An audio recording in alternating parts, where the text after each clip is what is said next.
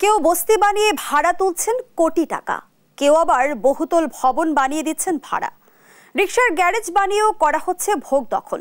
মিরপুর জাতীয় চিড়িয়াখানার জমি নিয়ে এমন হরিরোদ চলছে বছরের পর বছর। বেদখল হয়ে যাওয়া জমি উদ্ধার করতে গিয়ে মার পর্যন্ত খেতে হয়েছে চিড়িয়াখানা কর্তৃপক্ষকে। নূপুর মাহমুদের বিশেষ রিপোর্ট। মিরপুরে জাতীয় চিড়িয়াখানা 50-এর দশকে 218.1 একর জমির উপর নির্মাণ করা হয় এই বিনোদন কেন্দ্র। ক্ষতিগ্রস্তদের পুনর্বাসনের জন্য পরে যোগ হয় আরও 2 একর। আশ্চর্যের বিষয় হলো 4 দশক ধরে চিড়িয়াখানায় প্রায় 7 একর জমি ভোগ দখল করে আসছে একটি মহল। বিষয়টি অবগত চিড়িয়াখানা কর্তৃপক্ষ।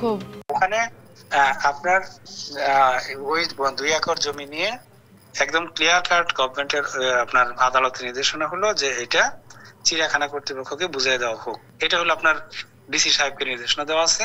সরজমিনে গিয়ে দেখা যায় দখলকৃত জায়গায় বস্তি বানিয়ে ভাড়া দিয়ে রেখেছেন প্রভাবশালীরা। কারা এই প্রভাবশালী দখল চক্র তা জানতে অনুসন্ধানে নামে দেশ টিভি। ভাড়া দিয়ে আনোয়ার তালুকদার নামে এক লোকের, হ্যাঁ তালুকদার ফ্যামিলি, বাবু তালুকদার, মিয়া তালুকদার, সাইবুল তালুকদার। তালুকদার বেশি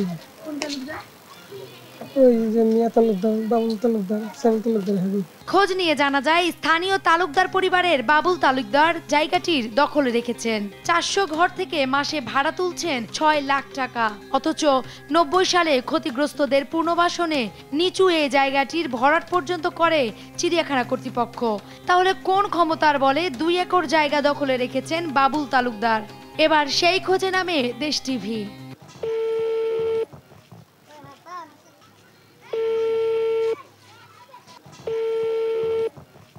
অনুসন্ধান বলছে বেদখলকৃত 4 একরের আরেকটি বড় জায়গাও নিজ শ্যালককে দিয়ে দখলে রেখেছেন বাবুল। সরজমিনে গিয়ে ওই জায়গায় মেলে রিকশা গ্যারেজের অস্তিত্ব, দেখা মেলে বাবুল তালুকদারেরও। এ সময় দেশ টিভিকে প্রচন্ড হুমকি দেন তিনি।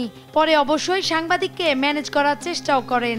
একদিন আসেন, চিড়িয়াখানা যে পাবলিকের জমি কত নিচে, পাবলিকের দিকে আপনারা তাকান না। যদি আমাদের দিকে তাকাইতেন আমরা খুশি হইতাম। শুধু বাবুল তালুকদার নয়, চিড়িয়াখানার জায়গা দখল করে বহুতল ভবনও করেছেন অনেকে। বিষয়টি নিয়ে চিড়িয়াখানা কর্তৃপক্ষের মুখোমুখি এবার দেশ টিভি, কিন্তু ক্যামেরার সামনে কথা বলতে নারাজ কর্তৃপক্ষ। শুধু জানান 2016 সালে জায়গা পুনরুদ্ধারে গিয়ে মার পর্যন্ত খেতে হয়েছে চিড়িয়াখানার কর্মকর্তাদের। শুনানি হলো আপনার ফৌজদারি মামলা, যা তারা অন্যায়ভাবে আমার নিজের জায়গাতে আমি যখন বাউন্ডারি করতে যাই তখন আমার লোককে তারা আহত করছে। আর সেখানে তারা বিষয়টা একটা থেকে আরেক জায়গায় নিয়ে যাওয়ার জন্য সেখানে আবার এই জমির প্রশ্ন তুলছে। তাদের কাছ থেকে তথ্য নেন। হ্যাঁ, আপনাকে আমি আমাদের সকল তথ্য দিয়ে সহযোগিতা করব, কারণ আমরা চাই জমি উদ্ধার হোক। বিষয়টি নিয়ে ঢাকা জেলা প্রশাসকের সঙ্গে বারবার যোগাযোগের চেষ্টা করেও পাওয়া যায়নি তাকে। নূপুর মাহমুদ, দেশ টিভি, ঢাকা।